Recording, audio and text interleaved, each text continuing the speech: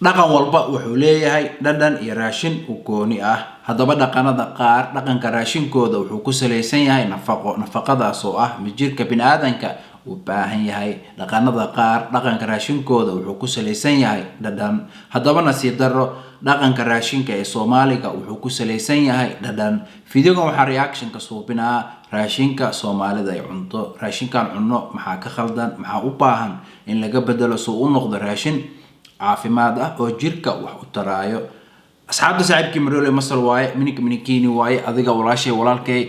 hadda channelkan ku cusub tahay, aniga magacayga waa Cabdinaasir. waxaan suubiyaa fiidiyo ku saabsan jirdhiska iyo raashinka. fiidiyoga inta guda galin waxaa si sharaf leh idinkaga codsanayaa fiidiyogan like na saartaan, comment ka soo bixisiin, asxaabtiina u share gareysaan. hadda wali subscribe hina fadlan subscribe leh. waa ogtihiin dadkeena dad badan oo arrimahan xiiseynayaan ma jira. marka adiga fiidiyogan fiirsanaya, hadda fiidiyogan like saarin, comment ka soo bixin, asxaabtaada u share gareen, qof kale ma suubinayso. mahadsanid.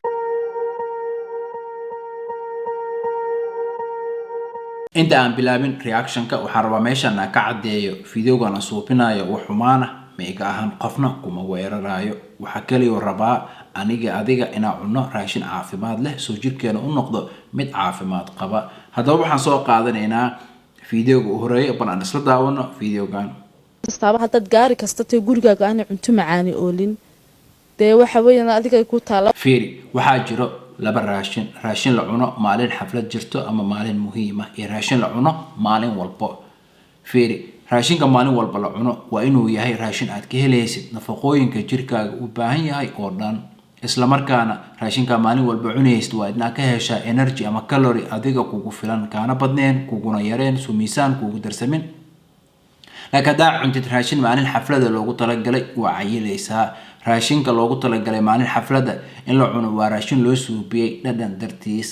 nafaqada ku jirto ma ahan mid quality leh, energy oo ku jirana wuu badan yahay. marka raashinkaas oo kale oo loogu talagalay in la cuno maalin xaflad jirto, haddaa maalin walba cuntid waa cayilaysaa. markaa cayishidna waxaa deris kula soo noqonayo inay kugu dhacaan xanuunada cayilka uu keeno sida sokor, dhiigkar, cholesterol iyo wixii la mid ah.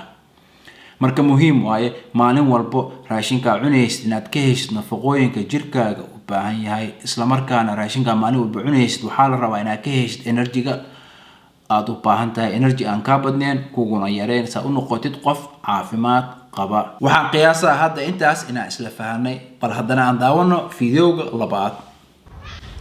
caanaha macaan ama kondhensa milkiga xaafadda saa ugu samaystaa rabaa inaan idinla wadaago. koobka halkaa uga jeedaan sonkora iyo caano boore, koob kale oo sonkora ku daray iyo koob kale oo caano boore ah. si qiyaasta iga khaldamin koobkaasaan isticmaalay. korka waxaan uga shubay waxaan ku daray biyo aanan ku badinaynin, dabadeed waa soo shiiday, weel baan ku shubtay, kadib talaajadaan gelinayaa cabaar. kadib markaan talaajada cabaar ku dhaafo waxaan u isticmaalayaa ani buro kondhensa milkiga loo isticmaalo. aniga kan caanaha xaafadaha lagu soo gato waxaan ka jeclahay kan xaafadda ku samaysto.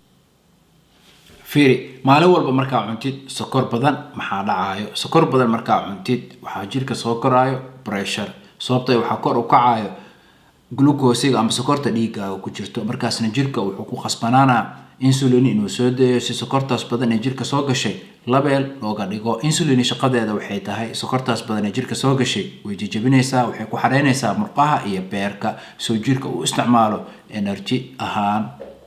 marka maalin walba markaa sokor badan cuntid waxaa pressure oo bilaa macne ah saaraysaa xameytadaada si ay usoo saarto insulin badan. marka maalin walba pressure-ka intaas leeg marka xameytada la saaro si ay usoo saarto insulin badan, marka dambe way halaabaysaa. markay halaawdana waxaa dhacayo insulin ma soo saarayso, markaasna adiga sokora kugu dhacayso. marka fadlan maalin walba sokor ha cunin. haddaa tahay qof sokor jecel, weygii hal mar cun, waxay ka roon tahay maalin walba inaa cuntid. hadda waxaan qiyaasaa inaan isla fahanay dhibaatada sokor badan maalin walba inaa cuntid ay kuu keeni karto.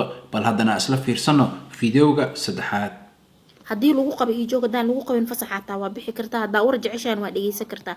kaalay naagaha la qabo aniga maalin dhexeys talada idin siinayo waxay ahayd nimanka isku dhiibina ma anaa idin dhahay nimanka ha adeecina, nimankiina ha adeecina ma idin dhahaani. bal fiiri, raashinkan saliidda lagu suubinayo intay leeg tahay. saliidda lagu suubinayo bes kaloriga ku jiro 2 maalin ayuu kugu filan yahay. raashinkan oo kale haddaa maalin walba cuntid waxaa noqonaysaa obesity aad daris kula soo noqonayso. obese markaa noqotidna ama markaa aad u cayishid waxaa kugu dhacayo xanuunada cayilka uu keeno. Fiiri 7,000 oo kilokaloori oo ekastar ah oo jirkaagu u baahnayn markaa cuntid 1 kiilo oo baruure ayaa kugu darsamayso. Imagine raashinkan oo kale maalin walba markaa cuntid meeqa kiilo baruure ayaa sanadkii kusoo korayso. Tusaale ahaan sanadka dhan haddii 5 kiilo baruure kusoo karto 5 sano waxaa kusoo korayso 25 kiilo oo baruure. 25 kiilo baruure markay ku saaran tahayna waxaa riski u galaysaa xanuunada cayilka keeno inay kugu dhacaan. Fiiri raashinka Soomaaliga raashinka kale kama xuma nafaqa ahaan laakiin waxaa khaldan sida loo suubinayo iyo inta aan ka cunayno. Dhibka kale oo jiro wuxuu yahay raashinka markaa cunayno ma u cunno nafaqo darteed. Raashinka markaa cunayno waxaa u cunaa dhadhan dartiis. Waa ogahay hadda waxaa isweydiinaysaa maxay tahay sababta keentay dadka cayilan ama dadka qaba xanuunada cayilka keeno inay bulshadeena hadda kusoo bataan. Sababta waxay tahay waagii hore waxaa cayilaan jiray dadka lacagta haysto bes sababtoo ay dadkaas waxay awoodeen raashin badan inay soo gataan. Dadka inta u badan waxaa dhib ku ahayd maalintii 3 waqti inay wax cunaan dhaqaale xumi darteed. Marka hadda dad badan dhaqaale ahaan way isbedeleen ama wadankii ha joogaan ama halkan ha joogaan way shaqaysteen oo hadda way awoodaan raashin intay rabaan inay soo gataan. Taasna waxay keentay dadka raashin badan inay cunaan. Markaasna waxaa batay dadka cayilan ama dadka qaba xanuunada cayilka uu keeno. mideeda kale shaqooyinkii waagi hore laga shaqeyn jiray iyo shaqooyinka hadda laga shaqeeyo farqi weyn ayaa u dhaxeeyo. Dadka inta u badan hadda waxay ka shaqeeyaan shaqooyin fadhi ah. Qofka markuu shaqo fadhi ka shaqeeyo maalintii dhan fadhiyo dhaqdhaqaaq badan suubinaynin markuu cuno raashin badan uu cayilaa. Markuu cayilana waxaa ku dhacayo xanuunada cayilka uu keeno. Waxaa kaloo jiro dhib dadka adduunka jooga dhan ay isla qabaan. Dadka waxaan ku takhasusay ama dadka cilmigaan bartay waxay dhahaan waxaa soo badanayo jirooyinka bini'aadamka ku dhacayo marba marka ka dambayso. Sababtana waxay tahay raashinka la cuno chemical badan ayaa lagu daray. Dukaamada waxaa lagu gadaa raashin badan oo chemical badan lagu daray. Sababta chemicaldaas raashinka loogu daray waxay tahay waxaa la rabaa raashinkaas waqti dheer in la keediyo ama in la badiyo si faa'iido badan looga suubiyo. Tusaale ahaan hilibka oo kale xayawaanka la siiyay growth hormone iyo antibiotic hilibkiisa wuu ka raqiisan yahay xayawaanka aan la siinin growth hormone iyo antibiotic. Sababta growth hormone xayawaanka loo siinayo waxay tahay waxaa la rabaa xayawaankaas inuu weynaado. Markuu weynaadana kiilooyin badan ka soo baxayo markaasna faa'iido badan ayaa laga suubinaa. Digaag oo kale digaagada la siiyay antibiotic iyo growth hormone hilibkeeda wuu ka raqiisan yahay digaagada aan la siinin antibiotic iyo growth hormone. Digaaga marka la siiyo growth hormone iyo antibiotic hilibkiisa raqiis way kiilada markaas waxaa la gadaa 7 euro ilaa 11 euro inta u dhaxayso. Laakiin digaagada aan la siinin growth hormone iyo antibiotic oo organic ah kiiladeeda waxaa la gadaa 25 euro iyo 30 euro inta u dhaxayso. Marka farqigaas u dhaxeeyo. Marka problemadaas dhan oo jiro adiga adaa maalin walba cuntid sida maroodiga oo kale wax dhaqdhaqaaqa aadan suubin waad cayilaysaa. haddii aad rabtid inaad caafimaad qabtid waxaa suubisaa maanta wixii laga bilaabo waxaa cunaysid iska fiiri dhaqdhaqaaqna suubi khasab maahan jimina aadid khasab maahan murqo waaweyn inaad yeelatid maalintii 1 saacada banaanka kusoo lugaysid way kugu filan tahay.